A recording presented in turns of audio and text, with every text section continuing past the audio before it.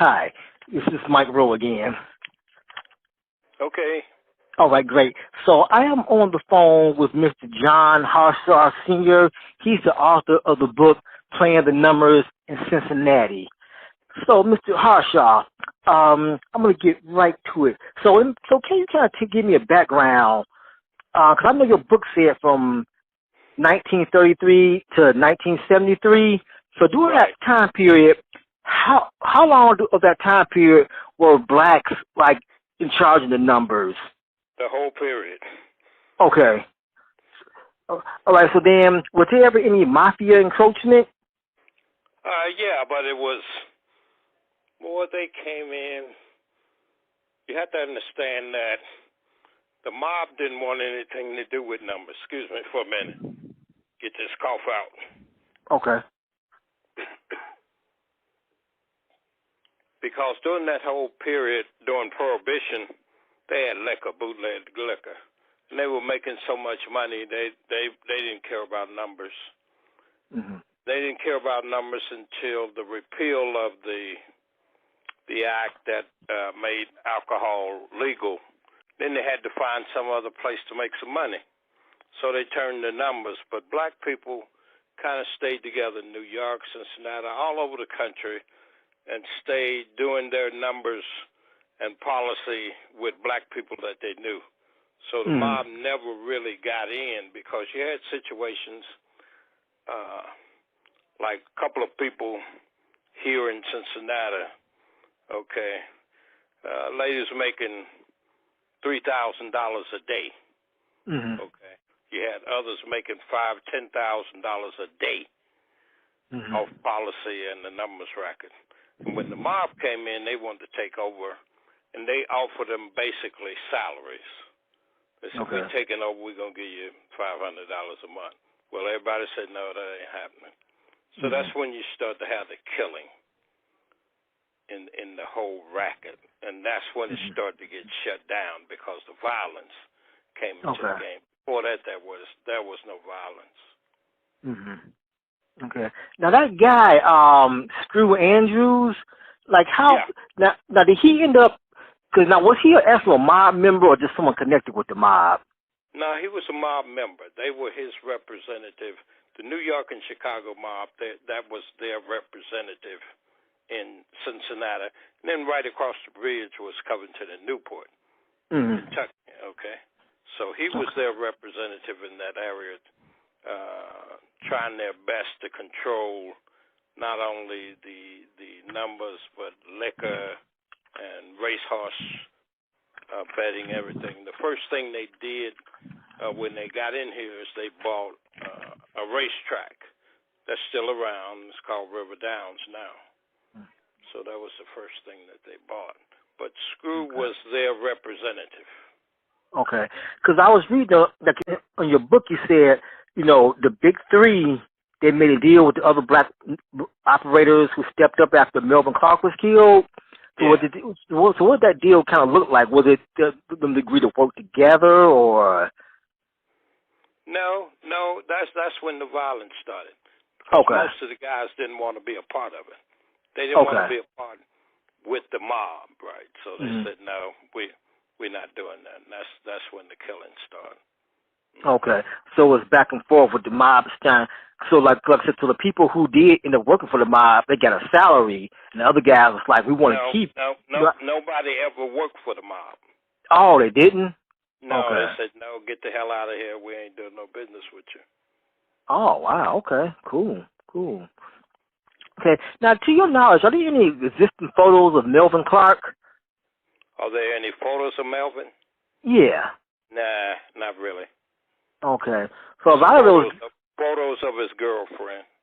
Okay, so a lot of those big policy guys back then, there's not a lot of photos of them around. No, only Willard Whitley. There's a photo, Gus, and most of the photo. I mean, those guys on the front of my book. That's about as close as you get. Okay. Yeah. They didn't do a lot of individual photos. Right. Okay. And now, even if they did, there was no place to put them. There was no. there was a black newspaper, but nobody was putting pictures in of numbers kings. Yeah. Oh, okay. Now, throughout the book, you constantly quote a guy named Robert Stokes. Now, tell me a little bit about who was he? Robert Stokes worked for Screw. Okay. He was just a black guy that came up from the South, and he worked for Screw. Okay. And he was the kind of guy that he wanted to kill the mob. Mm-hmm. But Screw told him, you kill that guy, they'll send somebody else in. So Okay. don't do it. Yeah. Okay. And when he was younger, he first started with Screw. He was a bag man. He delivered money to certain places in case there was a payoff. He collected money at different sites, and got it back to home base with Screw. Yeah. Mm-hmm. Yeah, he just died not long ago. He was 101. Wow. He lived a long time. But he had a lot of stories, and I and he was bet. one of these guys, because some people asked me when I went to go interview him, they said, man, that guy may tell some stuff, get somebody killed. I said, no, he told me that they know I'll kill them first, so they ain't going to mess with me. I said, okay. Yeah. But pretty much most of the people from that era is already dead anyway, right? Anybody who could be implicated, most of them guys have long passed on. Yeah.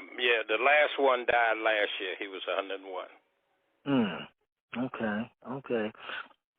Now, I want to get back to Melvin Clark for a little bit. Now, when he was murdered, Screw Andrews said it was self-defense, that he shot him, but Melvin's girlfriend told another story that he was ambushed. What was the most likely He was ambushed. outcome? Screw didn't shoot him at all. Okay. No, some black guys got on the roof that Screw had hired, and some black guys got in that parking lot where he parked his car, and then they just ambushed him. Yeah. Okay. All right. And let me see, what else did I write down? Okay. Now, so throughout your book, I also noticed that sometimes they say numbers, sometimes it says policy. Are there two different things, or are they the same operation? No, they're the same thing. And like in New York and around most of the country, they call it policy. In Cincinnati, Northern Kentucky, and Indiana, and places around here, they call it playing the numbers. Okay. And what's the status of it today? Did the legal lottery kind of just kill the whole thing, or is it still played on a smaller level? It's not played. It's still played here in Cincinnati, smaller level, and all across the country, smaller level. It's just called something different. And then if you get to Brazil and places like that, it's a $12 billion game. Wow. Still goes on. Okay. All right. Yeah. Now, another character you mentioned in the book was, I think this was right now, Ronald Anderson. Ronald Anderson. Yeah, I think that's, I can probably read my own handwriting. But what did he do, Mike? I mean, he was another numbers banker. He was around the time the Big Three formed, I think. Yeah, that name doesn't ring a bell. Okay, probably. I can't read my writing. It's probably a different guy. Okay, all right. And now overall in the community, how did the residents view policy? Did they view it as a social ill, or did they really embrace it? Never. No, it was just another way of making some little extra money. I was a pickup boy for my grandmother. My grandmother ran the book. I would go around the community and pick up people's numbers they wanted to play and bring them back to my grandmother. Somebody hit, then, they got paid, and everybody had a little fish fry and a little party. But no, it was never a social ill. Okay. And when they tried to first ban it in Cincinnati, Kentucky area,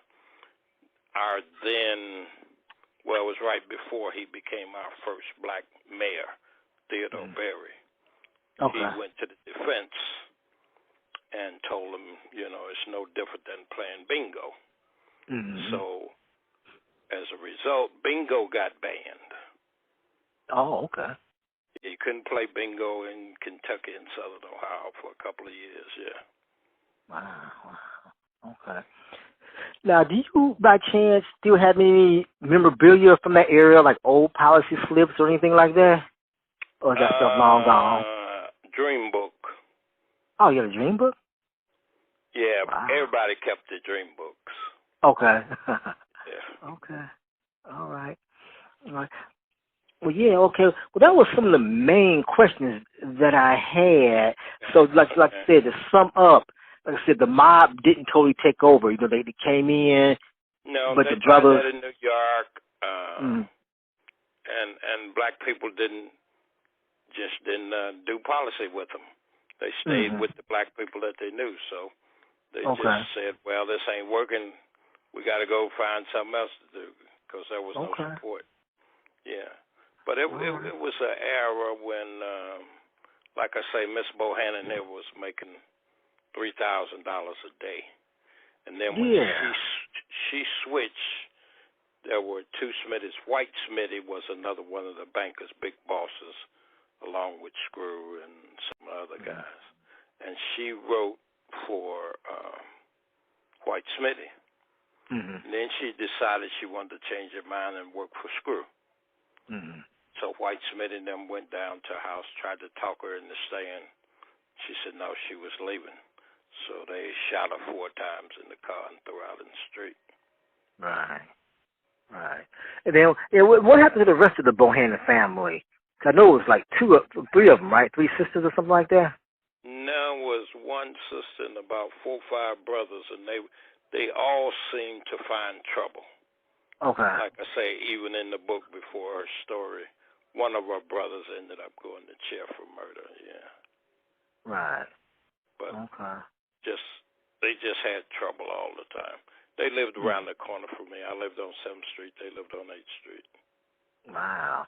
Okay. And last question. So, in your estimate, who was the last, like before the state came in and all that, who were the last of the big black policy kings? In Cincinnati? Yeah.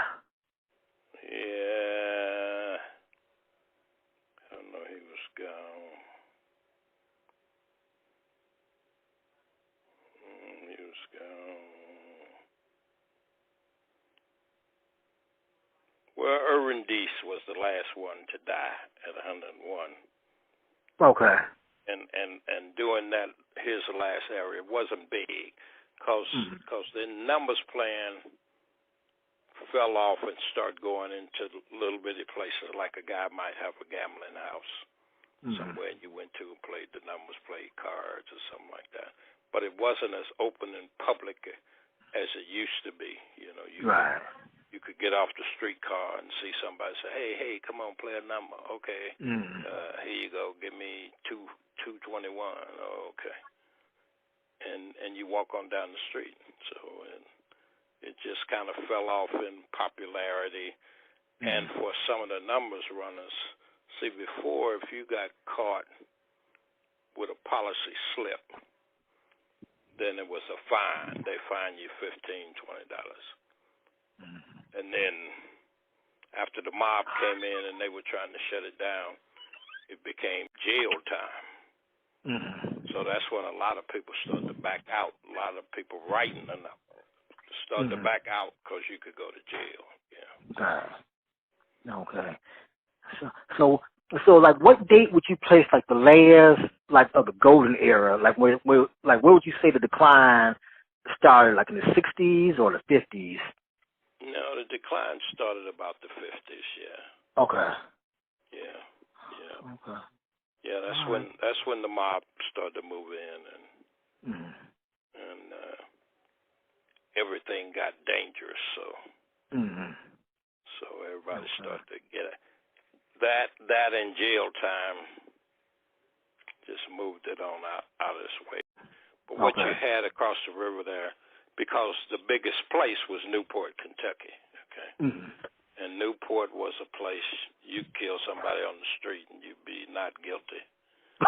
Wow. They say he fell on his gun. And had a case where they said the one guy committed suicide in his sleep. Wow. But it was a wide open town, and before Las Vegas, that's where everybody came for their banquets and everything else, because there was prostitution, there was liquor, there was the numbers game, there was horse racing.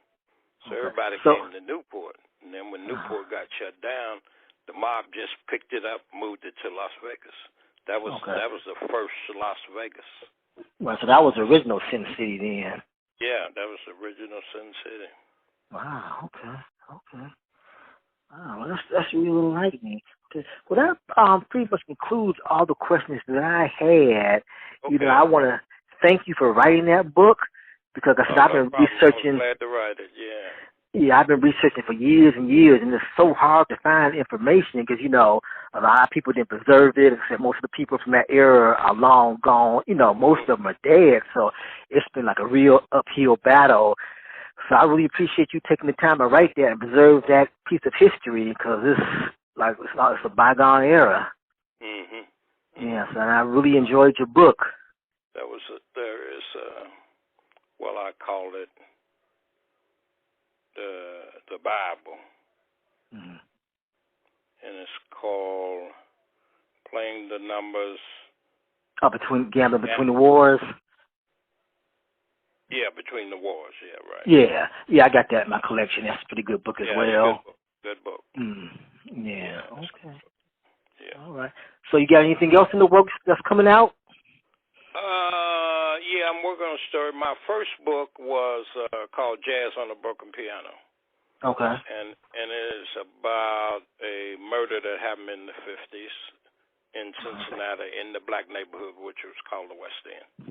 Okay. And she became the first black woman to go to the electric chair. Wow. Yeah, so that was my first book. And then the second book was a history of that black community, the West End. Yeah, I saw that. That's gonna be. Came through and yeah, I'm gonna get that next. Yeah, I'm definitely gonna get that one. And of course, The Numbers was the next one. And then the next one was totally fiction, takes place in Africa and Tennessee. Okay. In the lives of snakes and chameleons, but it's a murder mystery. A white guy steals the identity of a black millionaire in Tennessee. All right. I have to add that to my list too. Yeah. And then I'm working on a book now about the black photographers in Cincinnati from 1858 to date. Okay. Mm-hmm. Well, those all sound fascinating and keep me reading. Yeah, okay. Yeah, definitely. All right, brother. Well, I won't hold you any longer. So I really thank you again for taking the time out your busy schedule to speak with me. I mean, I really appreciate that. Yeah, and no problem. Yeah. So best of luck on your writings, and maybe in the future we can talk again sometime. I'm somebody reading the rest of your book. There you go. Okay. All right, brother. Have a good one. You take care of yourself. You too, brother. Bye. Bye.